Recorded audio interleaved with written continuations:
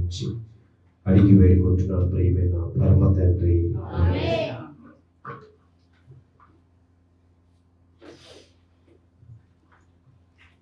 దేవునికి స్తోత్రం చెప్తామా? దేవునికి స్తోత్రం, దేవునికి స్తోత్రం, దేవునికి స్తోత్రం, దేవునికి స్తోత్రం, దేవునికి స్తోత్రం. మంచిది ఆరాధనకు వచ్చిన అందరికీ ప్రత్యేకించిన హృదయపూర్వక వందనాలు తెలియపరుచుకుంటున్నాను. దేవుడు మిమ్మల్ని అందరినీ దీవించును గాక. పరిశుద్ధ బైబిల్ గ్రంథం నుండి మత్తయి సువార్త 11వ అధ్యాయము. మత్తయి సువార్త 11వ అధ్యాయము 28, 29 వచనములు చదువుకుందాం. 11వ అధ్యాయము 28, 29 వచనములు చదువుకుందాం. ప్రయాసపడి భారము మోసుకొనుచున్న సమస్త జనులారా నా యొద్దకు రండి,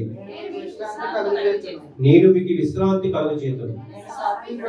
నేను సాత్వికులను, దీన మనసు గలవాడు కనుక మీ మీద నా కాడి ఎత్తుకొని నా యొద్ద నేర్చుకునేది, అప్పుడు మీ ప్రాణములకు విశ్రాంతి దొరికెను. చాలా ఇందులో ఒక మాట తీసుకుందాం.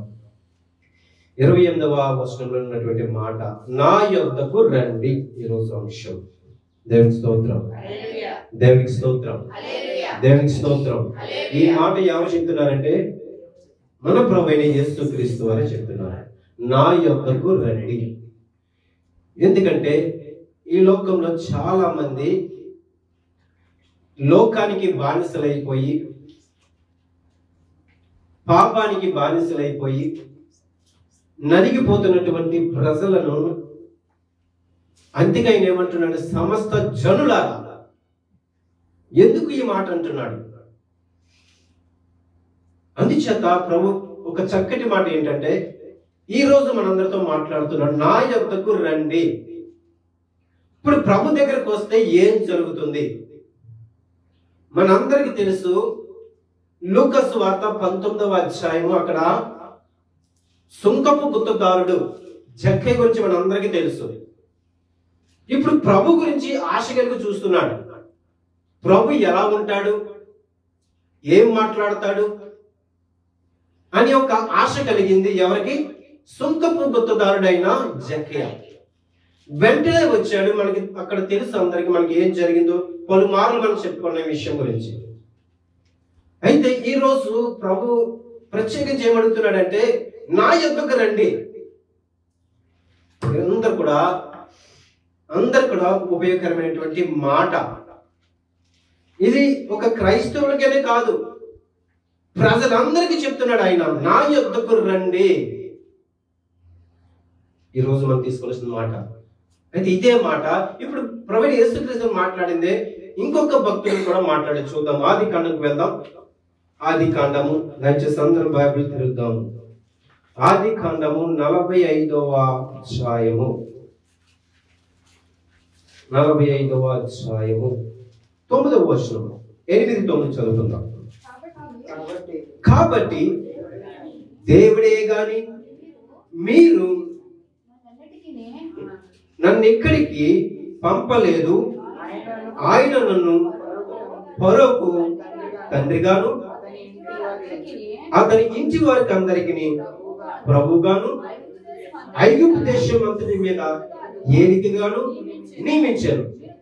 మీరు త్వరగా నా తండ్రి వద్దకు వెళ్ళి అతనితో నీ కుమారుడైన యోసేపు దేవుడు నన్ను ఒక చదువు ఐగుప్తు దేశం అంతటికి ప్రభుగా నియమించాను, నా యొద్దకు రమ్ము. చాలా ఇదే మాట. ఇది ఎవరు చెప్పినారు మాట? యోసేపు. ఎవరో యోసేపు అంటే ఎవరండి? ఎవరు చెప్పండి? యోసేపు అంటే ఎవరి కుమారుడు? యాకోబు కుమారుడు. మనందరికీ తెలిసి విషయం కూడా, చిన్ననాటి నుండి చాలా కష్టాలు అనుభవించాడు, శ్రమలు అనుభవించాడు యోసేపు. చివరికి తన అన్నదమ్ములు కూడా చంపాలని చూశారు. వేరే దేశాలు కూడా అమ్మేయడం మనం చూస్తున్నాము. చాలా భయంకరమైన పరిస్థితి యోసేపుకి. ఇది దేవుని యొక్క ప్రణాళిక. ఇప్పుడు యోసేపు ఐగుప్తు దేశంలో ఉన్నాడు. మిగతా సహోదరులు యాకోబు కనాను దేశంలో అంటే వారు జీవిస్తున్నారు. ఆ ప్రాంతానికి కరువు వచ్చింది. ఇప్పుడు వీళ్ళందరూ ఎక్కడికి వచ్చారు? ఐగుప్తు దేశానికి వచ్చారు. ఎవరి దగ్గరకు వచ్చారు? తన సహోదరైన యోసేపు దగ్గరకు వచ్చారు. ఇప్పుడు అంతా మాట్లాడుతున్నాడు. యోసేపుకి తెలిసిపోయింది వీళ్ళు నా సహోదరులు. కోపపడ్డాడు కానీ మరలా ప్రేమతో మాట్లాడాడు. ఇంకొక విషయం అడుగుతున్నాడు. ఏ విషయం అంటున్నాడు? నేను ఐగుప్తు దేశానికి దేవుడు నన్ను గొప్ప స్థితి ఉంచాడు, నన్ను ఒక ఉన్నతమైన స్థితిలో ఉంచాడు. ఈ విషయం నా తండ్రికి చెప్పండి అని సంతోషంగా చెప్తున్నాడు. మీరు వెళ్ళి ఈ విషయం అన్ని చెప్పండి. నేను ఏ స్థితిలో ఉన్నాను, ఎలా ఉన్నాను, నా తండ్రికి చెప్పండి. చెప్పిన తర్వాత మీరు ఏం చేయాలి? తిరిగి నా యొద్దకు రండి. ఎందుకంటే మీరు కరువు ప్రదేశంలో ఉన్నారు. ప్రపంచమంతా కరువుతో నిండిపోయింది. ఇప్పుడు ఎక్కడికి రావాలి వీళ్ళు? తన సహోదరికి వచ్చి ఇప్పుడు అంటున్నాడు, నా తండ్రితో పాటు మీరు అందరూ నా యొద్దకు రండి. ఎందుకు రమ్మన్నాడు? చెప్పాలి. ఎందుకు రమ్మన్నాడు? ఇప్పుడే చెప్పాడు కదా, సమృద్ధిగా ఉంది. ఎక్కడ? ఐగుప్తు దేశంలో. మిగతా ప్రాంతం అంతా ఎలా ఉంది? కరువుతో నిండిపోయింది. అంటే ఇక్కడ ఏం దొరుకుతుంది? ఇప్పుడు తీసుకొచ్చిన తర్వాత అంటాడు, ఇప్పుడు మీరు ఐగుప్తు దేశం ప్రజలతో ఉండద్దు కానీ మీకు ఒక ప్రాంతం ఇచ్చేస్తాను, గోషేను అని ప్రాంతం.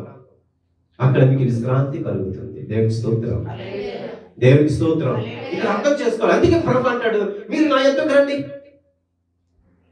మీరు పాపంతో నిండిపోయారు, అపరాధంతో నిండిపోయారు, పాపాన్ని మోస్తున్నారు మీరు. అర్థమవుతుంది ఈ మాట? లోక పాపను మోసుకొని దేవుని గొర్రె పిల్లగా నేను ఉన్నాను ఇక్కడ, రండి నా యొద్దకు రండి.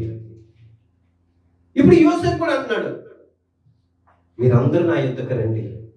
ఇదిగో మీకు ఒక ప్రాంతాన్ని ఇస్తాను, గోషేను అనే ప్రాంతాన్ని ఇస్తాను. మీరు అక్కడ జీవించగలుగుతారు. మీకు ప్రత్యేకించి ఏర్పాటు చేస్తాను, వచ్చే అన్నాడు. అంటే ఇక్కడ చూస్తే మనం యేసు ప్రభువు ఎందుకు అన్నారు ఈ మాట? మరలా చెబుతున్నాను, మనం పాపంతో నిండిపోయాము, లోక స్నేహం కలిగి ఉన్నాము, అపరాధంలో పడిపోయాము. ఇవన్నీ చూసిన ప్రభు అంటున్నాడు, నా యొద్దకు రండి, నేను మీకు ఏమిస్తాను? విశ్రాంతిని ఇస్తాను అంటున్నాడు. ఇక్కడ కూడా యోసేపు, మీరు ఎందుకు కరువు కాలంలో ఉన్నారు? ఎందుకు మీరు కరువు కాలంలో ఎందుకు ఇబ్బంది పడుతున్నారు? రండి నా యొద్దకు రండి. ఈ ఐగుప్తు దేశంలో మీకు ఒక ప్రాంతాన్ని ఇచ్చేస్తాను. ఇది దేవుని యొక్క సంకల్పం. తన ఇశ్రాయేలు ప్రజల్ని, వాగ్దానం చేసిన కుటుంబాన్ని దేవుడు ఎప్పటికప్పుడు కాపాడుకుంటూ వస్తున్నాడు. అర్థం చేసుకోవాలి. ఎప్పటికప్పుడు వారి కష్టంలో, ఇబ్బందులు, శ్రమలు ఉన్నప్పటికీ ఎలాగైనా దేవుడు వారిని సంరక్షిస్తున్నాడు, వారిని పోషిస్తున్నాడు, వారిని కాపాడుతున్నాడు. ఇప్పుడు చివరికి ప్రపంచం అంతా కరువు వచ్చేసింది, కానీ దేవుని బిడ్డలకి అద్భుతం జరిగింది కదా. ఎక్కడ యోసేపు, ఎక్కడ తన సహోదరులు మరలా తన దగ్గర రావడం ఏంటి, మరలా వేడుకోవడం ఏంటి, ఇగో నా తండ్రిని తీసుకురండి అనడం ఏంటి, నా సహోదరుడు బెన్యామిని కూడా తీసుకురండి. ఎంత ప్రేమ అంటే ఇదంతా ఒక సంకల్పం. అందుకే దేవుడు కూడా అన్నాడు, నా యొద్దకు రండి. నా కాడ ఎలా ఉంటుంది? సులువుగా ఉంటుంది, తేలికగా ఉంటుంది. మీ భారం నా మీద వేయండి. మీ కష్టము, మీ శ్రమ, మీ ఇబ్బంది నా మీద వేయండి. నా యొద్దకు రండి. స్వయాన యేసుక్రీస్తు ప్రభు వారు అంటున్నారు. ఇప్పుడు చూద్దాం యేసు ప్రభు దగ్గరికి ఎవరు వచ్చారు చూద్దాం. లూకా సువార్త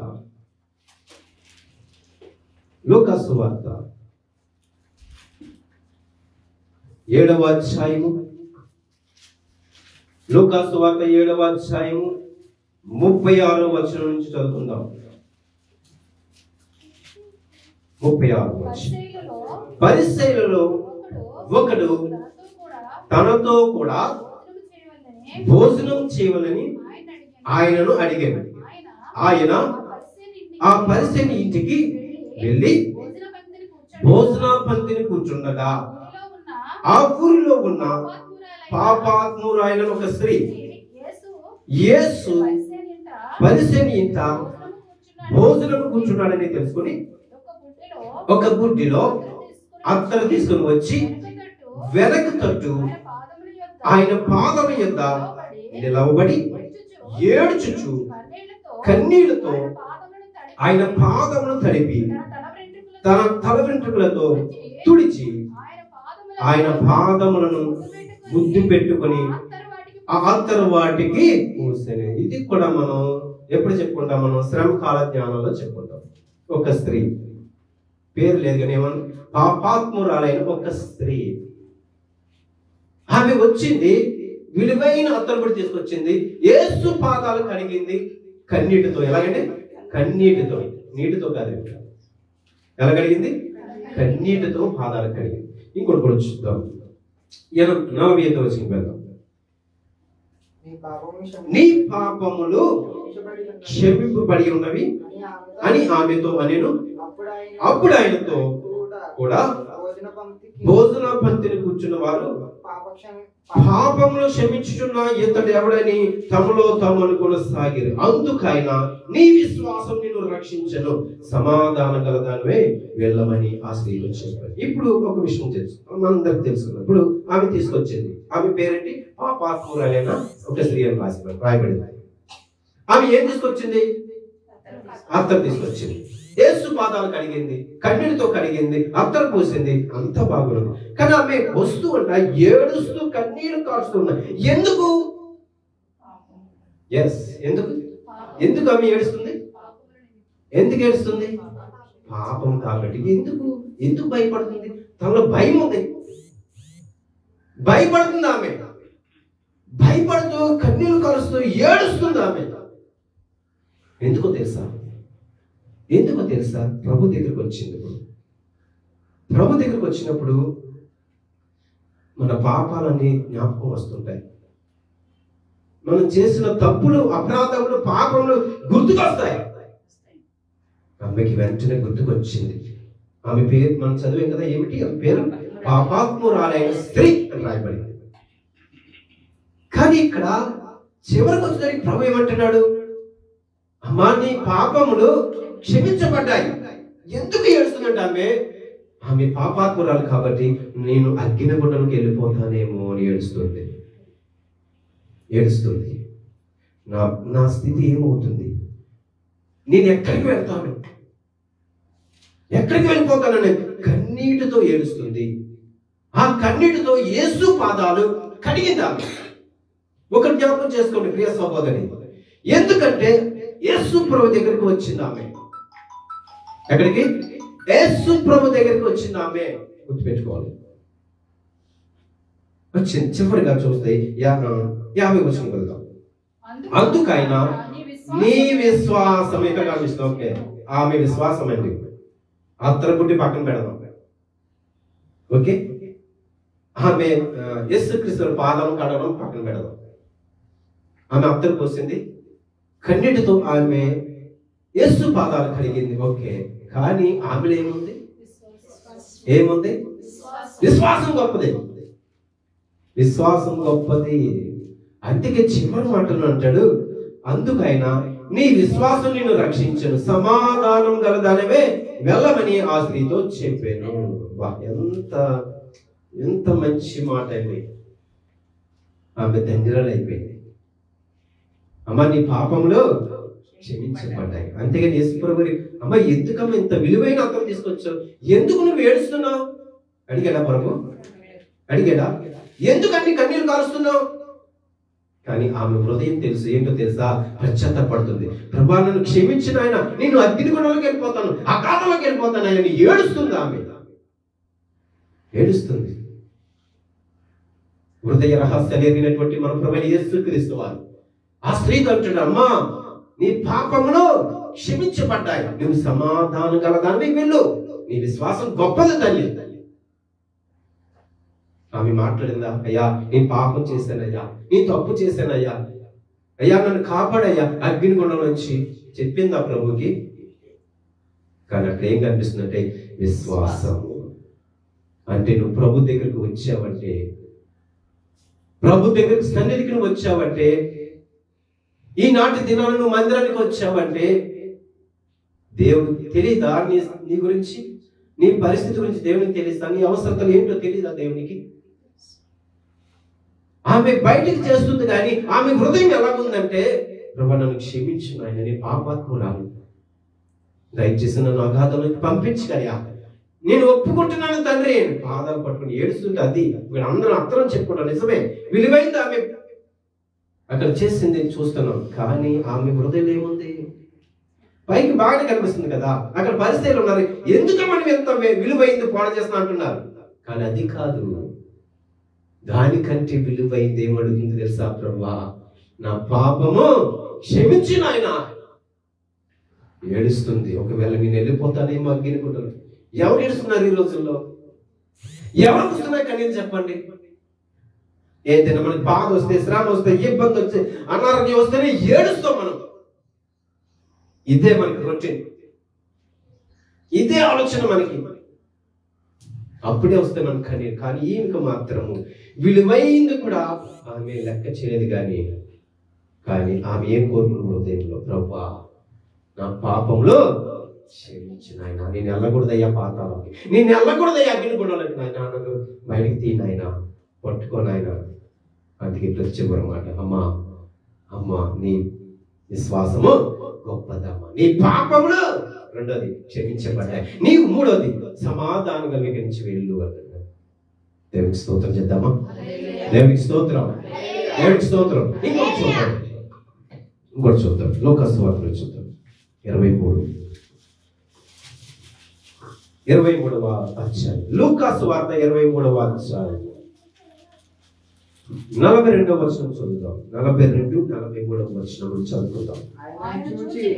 ఆయనను చూచి యేసు నీవు నీ రాజ్యంలోనికి వచ్చినప్పుడు నన్ను జ్ఞాపకం చేసుకుని, అందుకైనా వానితో నేడు నీవు నాతో కూడా పరదేశంలో ఉందివని నిత్యంగా నీతో చెప్పుచున్నాను అనేను. దేవునికి స్తోత్రం. మరొక బందిపోటు దొంగ, ఎవరో బందిపోటు దొంగ సిలువలో ఉన్నప్పుడు అడుగుతున్నాడు, ప్రభువా నీ రాజ్యం వచ్చినప్పుడు నన్ను జ్ఞాపకం చేసుకోవయ్యా. ఈ సిలువలో ఉన్నప్పుడే తన పాపాలన్నీ ఒప్పుకుంటున్నాడు. దేవునికి స్తోత్రం. అన్ని ఒప్పుకుంటున్నాడు. ఒప్పుకున్నాడు కాబట్టి ఆ మాటలు వస్తున్నాయి, లేదంటే రావు. ఎప్పుడైనా దేవుడి సన్నిధిలో మనం ఒప్పుకున్నప్పుడే నువ్వు మాట్లాడగలుగుతావు దేవుడితో. ఈ సిలువ దొంగ మాట్లాడుతున్నాడు, ఈయన నీతిమంతుడు, న్యాయవంతుడు, ఇది మనకి తగినది, ఈ అన్యాయం అనుకున్నావు కాదు, మనకి ఇది తగినది. కానీ ఆయనకి తగినది కాదు. నువ్వెందుకు మాట్లాడుతున్నావు? మరొక సిలువ దొంగతో మాట్లాడుతున్నాడు. ఈ బందిపోటు దొంగ అయితే అంటున్నాడు, ప్రభువా అయ్యా నీవు వచ్చినప్పుడు నీ చిత్తమైతే నన్ను జ్ఞాపకం చేసుకో. మళ్ళా చెప్తున్నాను, నీ రాజ్యంతో వచ్చినప్పుడు నన్ను జ్ఞాపకం చేసుకో ప్రభువా అని ప్రతిమాలుకుంటున్నాడు. అంటే ఏంటి చెప్పండి ఇక్కడ కూడా? ఈ బందిపోటు దొంగ అంటే ఏంటి? తన వృత్తి ఏంటి? తను చేసిన పనులు ఏంటి? నరహంతకుడు, ధనవంతుల దగ్గర దొంగిలించి ధనాన్ని అనేక మంది చంపినటువంటి బందిపోటు దొంగలు, వారికి లెక్కలేదు. అటువంటి బందిపోటు దొంగ సిలువలో అంటున్నాడు, నాయనా నీ రాజ్యంతో వచ్చినప్పుడు నన్ను జ్ఞాపకం చేసుకోవయ్యా. ఒక్క మాట. అంటే ఏం ఆలోచన చేశారు తన హృదయంలో? ఆ సిలువలో ఉన్నప్పుడు ఒప్పుకుంటున్నాడు, తన బాధపడుతూ ఇది నాకు తగినదే, ఈ పని మాకు తగినదే. కానీ తన హృదయంలో ఏమడుగుతున్నాడు? ప్రభా నేను ఎంతో మంది చంపానయ్యా, ఒక దుర్మార్గుడిగా బ్రతికానయ్యా, ఒక బందిపోటు దొంగగా బ్రతికానయ్యా, నేను ఒప్పుకుంటున్నానయ్యా. సిలువలో ఎక్కడ?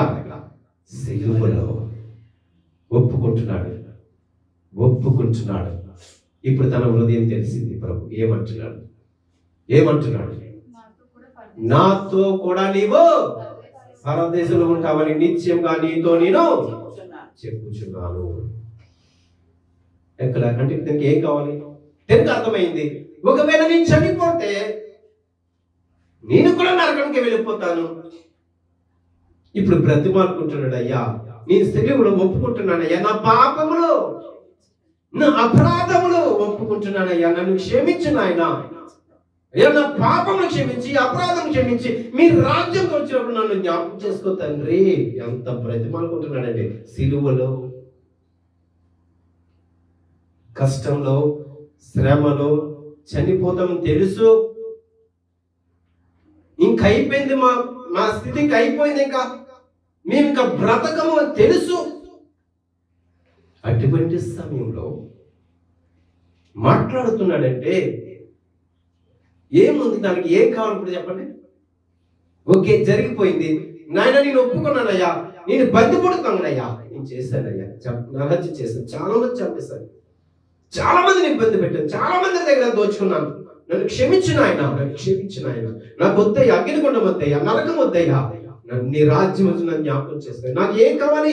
విశ్రాంతి కావాలయ్యా. విశ్రాంతి ఎక్కడ దొరుకుతుంది? విశ్రాంతి ఎక్కడ దొరుకుతుందండి? నిత్య విశ్రాంతి చెప్పండి. నిత్యం ఉండే విశ్రాంతి ఎక్కడ? పరలోక రాజ్యం. నన్ను జ్ఞాపకం చేసుకోయా అన్నాడు. నాకు విశ్రాంతి కావాలయ్యా, నాకు అగ్నిగుండం వద్దు, పాతాళం వద్దు, నరకం వద్దయ్యా, నాకు విశ్రాంతి కావాలయ్యా, నన్ను జ్ఞాపకం చేసుకుంటావా? నీ రాజ్యంతో వచ్చినప్పుడు, నీ రాకడలో వచ్చినప్పుడు నన్ను జ్ఞాపకం చేసుకుంటావా? నిజమే, నీ విశ్వాసం గొప్పది, నీ విశ్వాసము గొప్పది. ఖచ్చితంగా ఖచ్చితంగా అన్నాడు దేవుడు. ఏమన్నా నిశ్చయంగా జరుగుతుంది, ఖచ్చితంగా నాతో కూడా నీవు ఉంటావు. దేవునికి స్తోత్రం. ఎంత బందిపోటుతోగా ఎలా ఒప్పుకున్నాడు?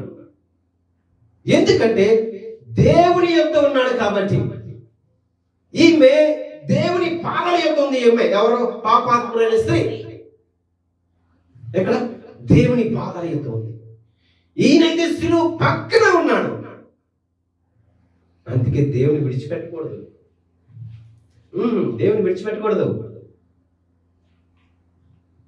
నువ్వు దూరంగా ఉండి నా తోడు ఉండు, నా తోడు అంటే కుదరదు. నువ్వు రా దగ్గరికి.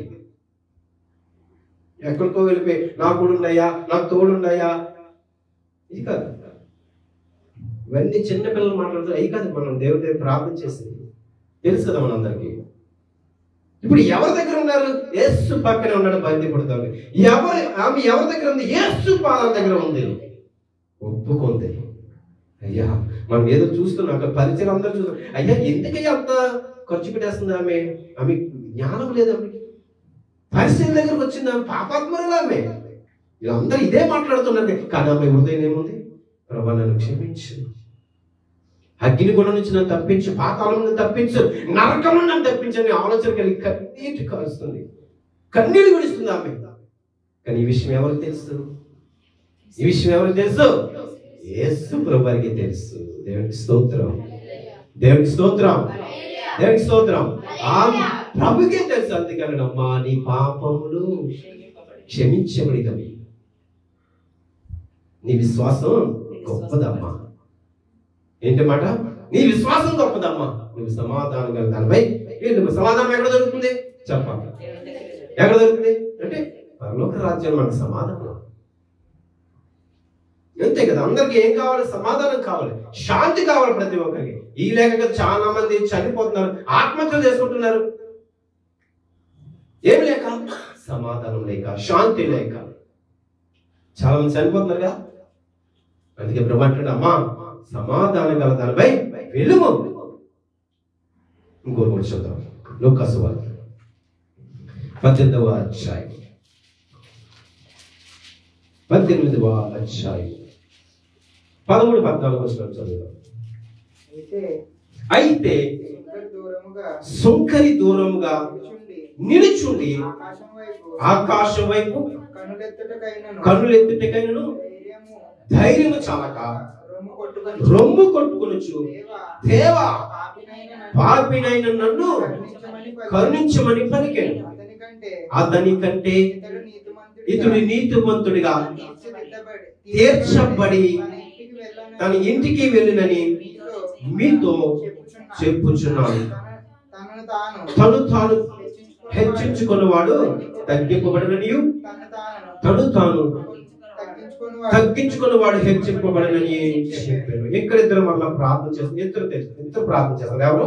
ఒకరు సుంకరి, మరొకరు పరిసయ్యుడు. ఇద్దరు ప్రార్థన చేస్తున్నారు. ఇక్కడ కూడా గమనించండి, ఇద్దరు ప్రార్థన చేస్తున్నారు. ఒక్కరు ఏం ప్రార్థన చేస్తున్నారు? పరిసయ్యుడు, నేను వారానికి 2 మార్లు ఉపవాసం ఉంటున్నాను, దశమ భాగం వేస్తున్నాను, నేను అన్ని చేస్తున్నాను ప్రభా. చెప్పాలంటే నా సంపాదనలో నేను ఇస్తున్నాను, ఇంకా చెప్పాలంటే నేను ఆజ్ఞలన్నీ పాటిస్తున్నాను అని చెప్పి నా పక్కన ఉన్నటువంటి ఈ పాపిలాగా నేను ఉండనందుకు నీకు వందనాలయ్యా ప్రార్థన చేశాను. అయిపోయిందంటే అప్పటి వరకు ప్రార్థన చేశాను, చక్కగా చాలా బాగా ప్రార్థన చేశాను. సుంకరి అంటే ఓకే, మంచిదే.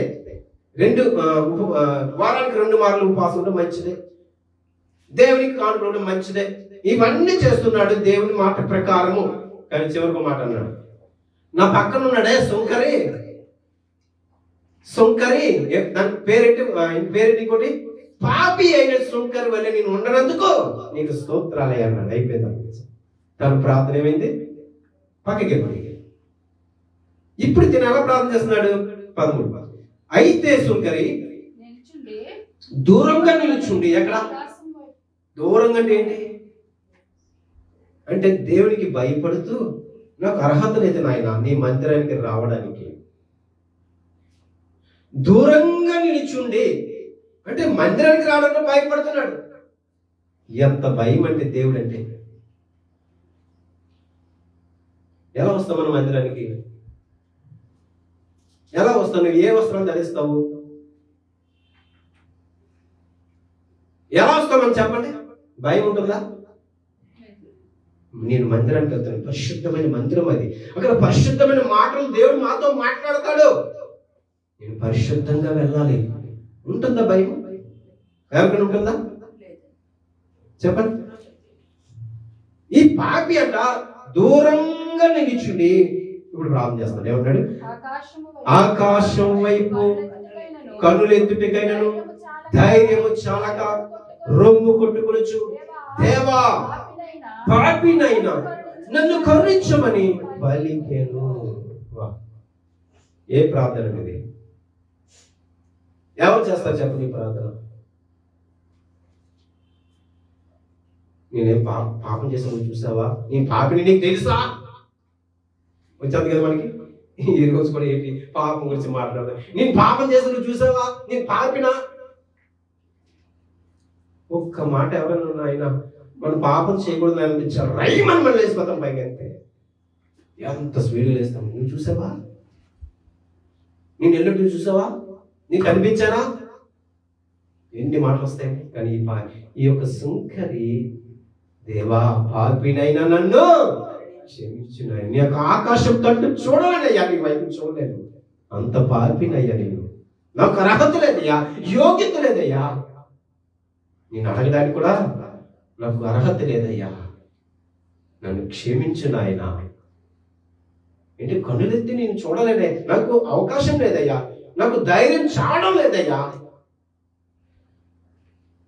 ఎంత మంచి ప్రార్థన అండి, ఎంత మంచి ప్రార్థన. అంటే దేవుని యొద్దకు వచ్చాడు.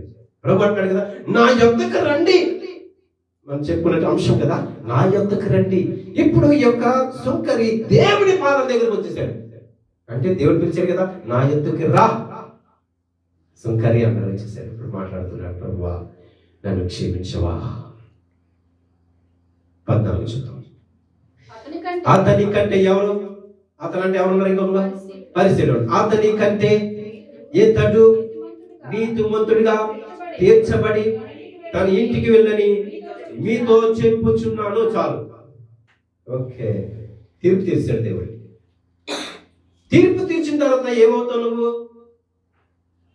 చెప్పండి, ఏమవుతావు? నీతిమంతుడి అయిపోతావు. ఎవరు తీర్పు తీర్చారు? ఇది దేవుడే తీర్చాడు. నీవు నీతిమంతుడు, అతని కంటే నీవు నీతిమంతుడు. నీతిమంతులు ఎక్కడ ఉంటారు ఇప్పుడు? దేవునికి స్తోత్రం, దేవునికి స్తోత్రం, దేవునికి స్తోత్రం. అక్కడ చూస్తే పాదాల యుద్ధ పడి ఏడ్చినటువంటి పాపాత్ములైన స్త్రీ విశ్వాసంతో అడిగింది, విశ్వాసంతో చూసింది. ప్రభువా నేను అగాధంలోకి వెళ్ళకూడదు, నరకంలోకి వెళ్ళకూడదు, అగ్నిగుండంలోకి వెళ్ళకూడదు అయ్యా అన్నది. ప్రభు విన్నాడు, విశ్వాసం చూశాడు. అమ్మా నీ విశ్వాసం గొప్పది. ఏమంటున్నాడు? నీ విశ్వాసం గొప్పది, నీకు సమాధానంగా వెళ్ళు, సమాధానంగా వెళ్ళిపో. ఎక్కడుంటే సమాధానం? పరలోక రాజ్యంలో ఉంటుంది. ఈ బందిపడుతుంది అంటున్నాడు, నాకు విశ్రాంతి కావాలయ్యా. అయ్యా నీతో ఉంటే నాకు విశ్రాంతినయ్యా, నీ రాజ్యంతో వచ్చిన నన్ను జ్ఞాపకం చేసుకో తండ్రి అన్నాడు. నిశ్చయంగా నేను వచ్చినప్పుడు ఖచ్చితంగా నీవు నాతో కూడా ఉంటావు, చాలా విశ్రాంతిలో వచ్చాడు. పరలోక రాజ్యంలో ప్రవేశం ప్రారంభమైపోయింది, తనకి అయిపోయింది, ఫిక్స్ అయింది. ఇప్పుడైతే ఈ సుంకరి ఏమడిగాడు? పాపినయ్యా, నేను అర్హత లేదయ్యా, నీ నామాన్ని స్మరించడానికి కూడా యోగ్యత లేదయ్యా, నాకు నేను ఆకాశం తట్టు కూడా చూడలేదయ్యా, పాపినయ్యా. ఎంత మంచి ప్రార్థన చేశాను అంటున్నాడు. వెంటనే ఆ మాటలకి దేవుడు ఏమన్నాడు? నీవు నీతిమంతుడు, అతని కంటే నీతిమంతుడు, నీ ఇంటికి వెళ్ళు. అంటే మన ఇల్లు ఎక్కడ ఉంది? ఎక్కడ ఉంది? పరలోక రాజ్యం. నీ ఇంటికి వెళ్ళు, నీ ఇంటికి వెళ్ళు. ఇక్కడ చూస్తే ఈ స్త్రీ విశ్వాసం కలిగింది, బందిపోటు దొంగది విశ్రాంతి కోరుకున్నాడు. ఈ యొక్క సుంకరి అయితే నీతిమంతుడిగా తీర్చబడ్డాడు. దేవునికి స్తోత్రం. ఇప్పుడు జక్కయ్య గురించి మనం మాట్లాడుకుందాం. 19వ అధ్యాయం. ఓకే, ఇప్పుడు జక్కయ్య చూద్దాం. లూకాసు వార్త 19వ అధ్యాయం 9 నుంచి చదువుదాం. ఓకే, 8. జక్కయ్య నిలవబడి, ఇదిగో ప్రభువా, నా ఆస్తిలో సగము పేదలకు ఇచ్చుచున్నాను. నేను ఎవరి యొద్దనైనను అన్యాయంగా దేనినైనను తీసుకుని అతనికి 4 వంతులు మరలా చెల్లించునని ప్రభుతో చెప్పాడు. అందుకు యేసు మాట్లాడుతున్నాడు, అతడును అబ్రహాము కుమారుడే, ఎందుకనగా నేడు ఈ ఇంటికి రక్షణ వచ్చి ఉన్నది. చాలు. ఇప్పుడు జక్కయ్యకి ఏమొచ్చింది? కుటుంబానికి రక్షణ వచ్చింది. ఎవరు చెప్పారు ఈ మాట? ఎవరు చెప్పారు? యేసుక్రీస్తు ప్రభు వారే చెప్పారు. జక్కయ్య కుటుంబానికి ఈనాటి దినాన ఈ సమయమున రక్షణ వచ్చి ఉన్నది. ఎందుకని చెప్పాలి? ఓకే, ఏం ఒప్పుకున్నాడు? నేను అన్యాయంగా జనుల దగ్గర దోచుకున్నానయ్యా, అన్యాయంగా తీసుకున్నానయ్యా ప్రజల దగ్గర. ఏంటంటే నేను అన్యాయం తీసుకున్నాను. ఎవరి దగ్గర అయితే నేను తీసుకున్నానో వారికి 4 వంతులు ఇచ్చేస్తానయ్యా. ఒప్పుకున్నాడా లేదా? ఒప్పుకున్నాడా లేదా? ఎవరి దగ్గర ఒప్పుకున్నాడు? దేవుని పాదాలు చెందపడి, ప్రభువా, దేవుని చూసి, దేవుని మాటలు విని, ఆయన చూసి, ప్రభువా నేను అన్యాయిస్తున్నాయ్యా, ప్రజల దగ్గర అన్యాయం తీసుకున్నానయ్యా, పన్ను వసూలు చేశానయ్యా, చాలా భయంకరంగా వసూలు చేశానయ్యా, నన్ను క్షమించయ్యా. నేను ఎవరి దగ్గర అయితే తీసుకున్నాను, ఎవరి దగ్గర అయితే తీసుకున్నానో ఇచ్చేసాడు అక్కడే. నేను ఇస్తానన్నా అనలేదు. చదువుదాం మాట. జక్కయ్య నిలవబడి, ఇదిగో ప్రభువా, నా ఆస్తిలో సగము పేదలకు ఇచ్చుచున్నాను. ఓకే, అంటే ఏం చేస్తున్నప్పుడు? ఇచ్చేస్తున్నాడు. ఇస్తానయ్యా అనలేదు, ఇస్తానన్నాడా? ఇచ్చేస్తున్నానయ్యా, పట్టుకున్నాడు, ఇచ్చేస్తున్నాడు. ఇప్పుడు ప్రభు చూశాడు జక్కయ్య హృదయాన్ని. జక్కయ్య కూడా అబ్రహాము కుమారుడే. జక్కయ్య కుటుంబానికి ఈ రోజు ఈ సమయమున రక్షణ వచ్చి ఉన్నది. ఇక్కడ పాయింట్ క్యాప్చర్. ఎప్పుడైనా సరే మనం పాపం ఒప్పుకున్నప్పుడు, అపరాధం ఒప్పుకున్నప్పుడు, దేవునికి సాగిలి పడినప్పుడు, మన తప్పులు ఒప్పుకున్నప్పుడు, దేవుడు నీతో కూడా అంటాడు. ఏంటో తెలుసా? నీకు కూడా రక్షణ వచ్చి ఉన్నది. ఏం ఒప్పుకున్నాడు? తను చేసింది తప్పు తెలుసుకున్నాడు. జక్కయ్య ఒప్పుకున్నాడు తన పాపాలు. అయ్యా తండ్రి, యేసయ్యా, నేను అన్యాయంగా తీసుకున్నాను, చాలా జనులు అందరి దగ్గర నేను వసూలు చేశానయ్యా, ఇగో వారికి ఇచ్చేస్తున్నాను, చాలు అన్నమాట. ప్రభు అడిగాడా? ప్రభు చెప్పాడు విషయం? చెప్పండి, ప్రభు చెప్పాడా? నువ్వు అన్యాయం వసూలు చేస్తున్నావు జక్కయ్య, నువ్వు తిరిగి ఇచ్చే జనులకి అన్నాడా? అనలేదు. ఎందుకు వచ్చింది? తన హృదయం అర్థమైపోయింది. ప్రభువా నన్ను క్షమించు ఆయన, నాలో పాపం ఉంది, తప్పు ఉంది, అపరాధం ఉంది, నేను తప్పులు చేస్తున్నాను, అన్యాయంగా నేను వసూలు చేస్తున్నాను, క్షమించండి ఒప్పుకున్నాడు. వెంటనే చెప్పేశాడు, అయ్యా నేను ఎవరి దగ్గర ఏది తీసుకున్నాను విభాగం ఇచ్చేస్తున్నాడు. అక్కడ ఎవరు ఎదుర్కొంటా, అక్కడ శిష్యులు ఉన్నారు, చాలా జనసమూహం ఉన్నారు, యేసుక్రీస్తు ప్రభు గారు కూడా ఉన్నారు. ఇచ్చేస్తున్నాడు, పనిచేస్తున్నాడు, ఒప్పించుకున్నాడు. అందుకే రక్షణ వచ్చింది. స్త్రీకి విశ్వాసం కలిగి ఉంది, బందిపోటు దొంగకి విశ్రాంతి వచ్చింది, సుంకరి ఏం కలిగి ఉన్నాడు, నీతిమంతుడిగా ఉన్నాడు. ఇవన్నీ ఎవరు చెప్తారు మాటలేని? ఈ 4 మాటలు ఎవరు చెప్పారు చెప్పండి? స్త్రీతో ఎవరు మాట్లాడారు? ప్రభు మాట్లాడాడు. సుంకరితో ఎవరు మాట్లాడాడు? మనం చూస్తున్నాం. ఎవరు? యేసుక్రీస్తు ప్రభు వారే. ఇంకా బందిపోటు దొంగతో ఎవరు నేరుగా మాట్లాడారు? నువ్వు నాతో కూడా నిత్యంగా పరదేశంలో ఉంటావు అన్నాడు. ఈ 4 సందర్భాలు మనం చూసాం కదా. మరి మన పరిస్థితి ఏంటి? నీకు భయం ఏంటో లేదా? మనకు భయం లేదా? ఒకసారి మనం ఎక్కడికి వెళ్తాం, ఒకసారి ఇవన్నీ విన్నాం కదా. బందిపడతాం కూడా ఒప్పుకున్నాడు. ఎందుకంటే నరకంలోకి వెళ్ళిపోతుందని తెలుసు. పాపాత్మురైన స్త్రీ కూడా నరకానికి వెళ్ళిపోతుందని తెలుసు. సుంకరి కూడా అంటున్నాడు, ఆకాశంలో నీకు చూడలేదయ్యా, నేను పాపిని. ఇంకా జక్కయ్య కూడా వెంటనే తన పాపాన్ని ఒప్పుకొని, తప్పుని ఒప్పుకొని పంచిపెట్టేశాడు. ఈ 4 విషయాలు మనకి ఏం కనబడుతున్నాయి? అందుచేత మనము దేవుని దగ్గర మనం అన్ని ఒప్పుకోవాలి. తన అతిక్రమములు ఒప్పుకొని వాటిని విడిచిపెట్టువాడే వర్ధిల్లును. ఈ 4 అంశాలు మనకి నీకు అర్థమైతే కనుక ఒక విషయం జ్ఞాపకం చేసుకో. ప్రభు దగ్గర నువ్వేమి అడుగుతున్నావు? ప్రభు దగ్గర నువ్వేమి ఒప్పుకుంటున్నావు? ఏ విషయం గురించి నువ్వు చింతిస్తున్నావు? ఏ విషయం కొరకు నువ్వు ప్రభు దగ్గర అడుగుతున్నావు? ఆయన పాదాలు పట్టుకొని. అంటే ఇవన్నీ ఉంచుకొని మనం దేవుడి దగ్గర నుంచి మనం బహుమానం పొందుకోవాలంటే ఎలా పొందుకుంటాం? ఇప్పుడు జక్కయ్య ఉన్నాడండి, తనకి ఆలోచన రాలేదు. ఎవరి దగ్గర అయితే అన్యాయంగా తీసుకున్నాను మీకు చేయాలని ఆలోచన లేదు. ప్రభు నన్ను క్షమించిన దగ్గర నుంచి చేయనట్టు కుదురుతుందా? కుదరదు. అలాగే మనం కూడా మనలో ఏముందో నువ్వు ప్రభు పాదాల చెంత పెట్టు. దేవునికి స్తోత్రం. అప్పుడు దేవుడు నీతో మాట్లాడటం ప్రారంభిస్తాడు. అంతవరకు ఆయన మౌనం వహిస్తాడు. అప్పుడు నీతో మాట్లాడడం మొదలు పెడతాడు. అలాగే ఈ స్త్రీతో మాట్లాడాడు, బందిపోటు దొంగతో మాట్లాడాడు, జక్కయ్యతో మాట్లాడాడు, జక్కయ్య దిగురా మాట్లాడాడు, సుంకరితో మాట్లాడాడు, ఇతని కంటే నీవు నీతిమంతుడు. ఇవన్నీ ప్రభు మాట్లాడినవే. కొంచెం చివరిగా కీర్తన గ్రంథం వెళ్తాం. 86వ కీర్తన 86వ కీర్తన చూద్దాం. 5వ వచనం.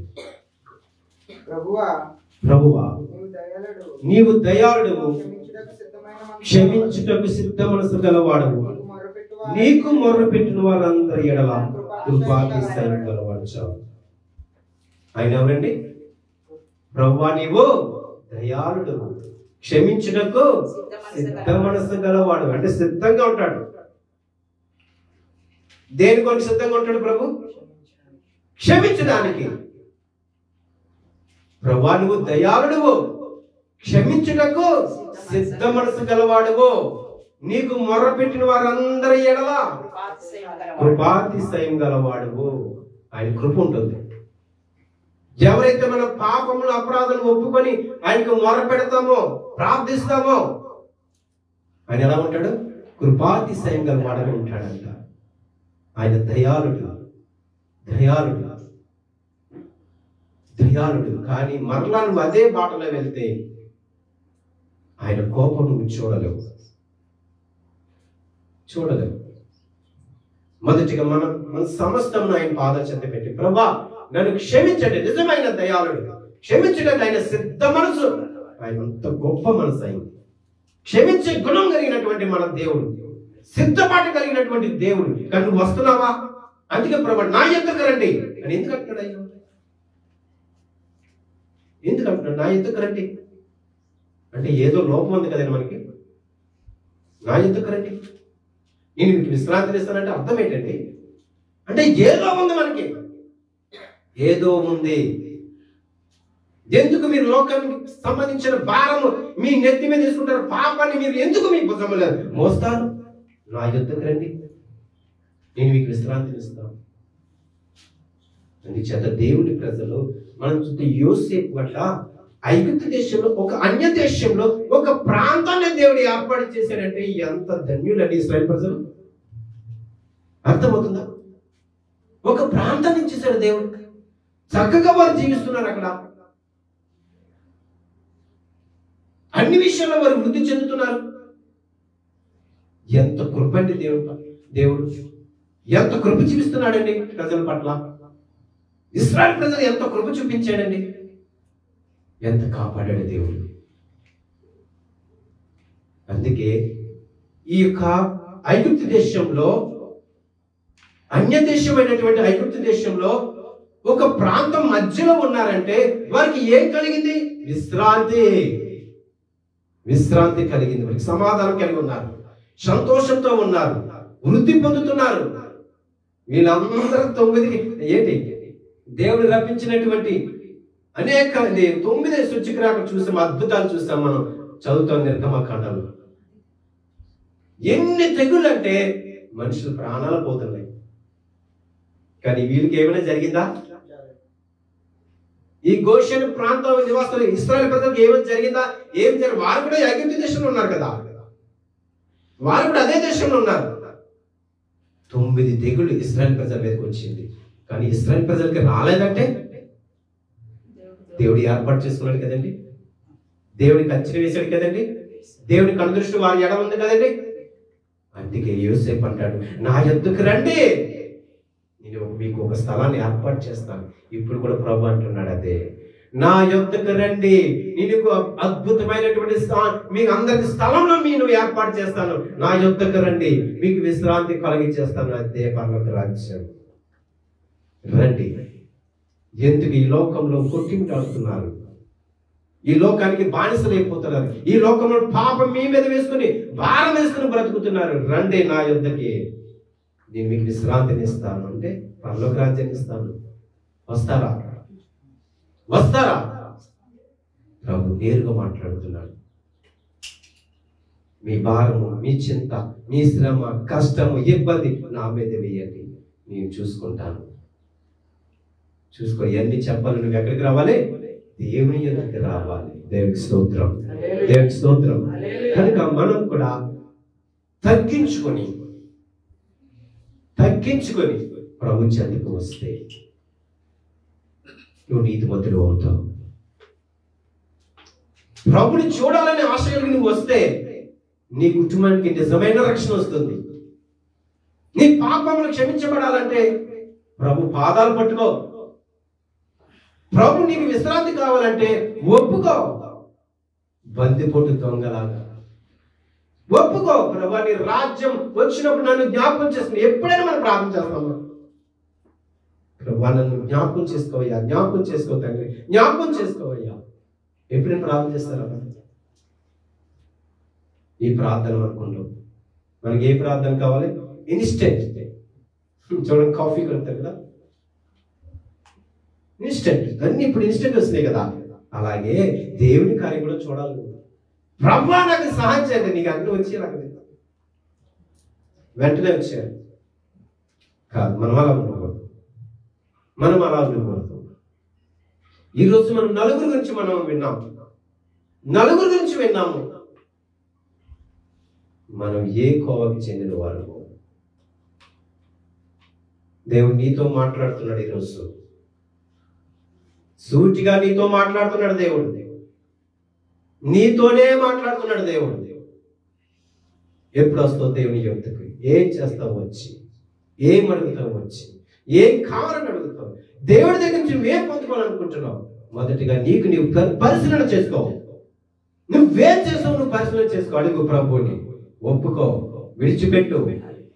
ఖచ్చితంగా దేవుడు నిత్యంగా నిన్ను వర్ధిల్లింప చేస్తాడు. ఒక ఉన్నతమైన స్థితిలో ఉంచుతాడు. కనుక మనం దేవుని ఎద్దుకు వద్దాం. ఆయన రమ్మంటున్నాడు. రాకపోతే నీవే నష్టపోతావు. సొంకరి వెళ్ళిపోయాడు. ఇతని కంటే నీవు నీతిమంతుడు అన్నాడు. అంటే తన పరిస్థితి ఏంటి? మరొక దొంగ పరిస్థితి ఏంటి? సిలువలో ఉన్నటువంటి దొంగ హేళన చేశాడు, ఎగతళి చేశాడు, నమ్మలేదు. ఏంటి పరిస్థితి? అక్కడున్న పరిస్థితులందరూ చూస్తున్నారు. ఈమె విలువైంది పాడు చేస్తున్నారు కానీ, ఈ లోకానికి సంబంధించి చూస్తున్నారు కానీ ఆమె హృదయాన్ని చూడలేదు. కానీ ప్రభు చూశాడు. కనుక మనం కూడా ఆలోచన చేద్దాం. దేవుడు పరిశీలించే దేవుడు, పరిశీలన చేసే దేవుడు, హృదయాంతరంగంలో తెలిసినటువంటి దేవుడు. నీ మనసు, నా మనసు, నీ హృదయం, నా హృదయం ఏం ఆలోచన చేస్తావు, నెక్స్ట్ ఏం ఆలోచన చేస్తావు దేవునికి తెలుసు. కనుక మనం దేవునికి భయపడి ప్రార్థన చేద్దాం. భయపడి దేవుని దగ్గరికి వద్దాం. ఖచ్చితంగా దేవుడు మనకు కరుణిస్తాడు. అందుకే 86 కీర్తనలో చదివాం కదా, 5వ వచనం, దేవుడు ప్రభువు దయాళుడు, క్షమించుటకు సిద్ధ మనసు గల దేవుడు. ఎప్పుడంటే నువ్వు దేవుని దగ్గరికి వస్తేనే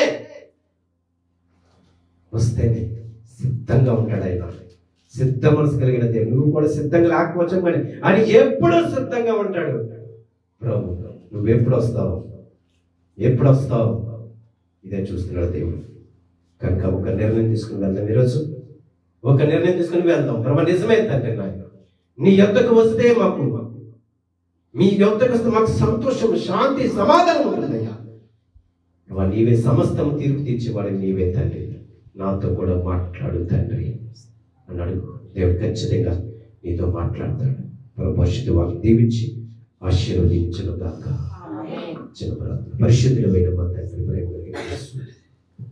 కరుణమైన దేవా, నీ ఘనమైన పరిశుద్ధమైన పవిత్రమైన నామానికి స్తోత్రాలు, స్తుతులు చెల్లిస్తున్నాను మా తండ్రి. అయ్యా ఈ రోజు నాయన పరిశుద్ధ బైబిల్ గ్రంథం నుంచి అయ్యా కొంతమంది ఆయన భక్తులు కావచ్చు, విశ్వాసం కలిగి వారు కావచ్చు, నలుగురిని మమ్మల్ని ఇచ్చావయ్యా. అయ్యా మేము నేర్చుకున్నది ఏమిటి, వారి ద్వారా మేము నేర్చుకోవలసింది ఏమిటండి ప్రభా? ఈరోజు మాతో మాట్లాడాలి తండ్రి. మాకు విశ్వాసం ఉండాలి, పట్టుదల ఉండాలి తండ్రి, నమ్మకం ఉండాలి. మేము ఒప్పుకోవాలయ్యా మేము చేసినది, అప్పుడే మేము వర్ధిల్లుతామని గొప్ప మాటలు తండ్రి చేత ఈరోజు మాట్లాడింది. స్తోత్రాలయ్యా. మీ కృప కాపుదల ఉంచండి. చేరువుని పిల్లలందరికీ సహాయం చేయండి. వారి కుటుంబాన్ని దీవించండి. అదే రీతిగా ఆన్లైన్ ద్వారా ఎవరైతే వీక్షిస్తున్నారో వారి కుటుంబాలను నిండాలుగా దీవించండి. ఈ కృపలతో ప్రతి బిడ్డని బలపరచమని క్రీస్తు ప్రభు పేరిట ప్రార్థించి వేడుకుంటున్నాను పరమ తండ్రి. తండ్రి అయిన దేవుని ప్రేమ, కుమారుడైన యేసు క్రీస్తు పరిశుద్ధ సన్నిధి సమాధానం ఇప్పుడు ఎల్లప్పుడు సదాకాలం తోడుగా ఉండును గాక. అందరికీ వందనాలు.